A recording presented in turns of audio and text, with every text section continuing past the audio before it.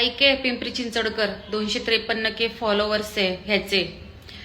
ऐक, तुला लास्ट आणि शेवटची वॉर्निंग देते. लास्ट म्हणजे लास्ट.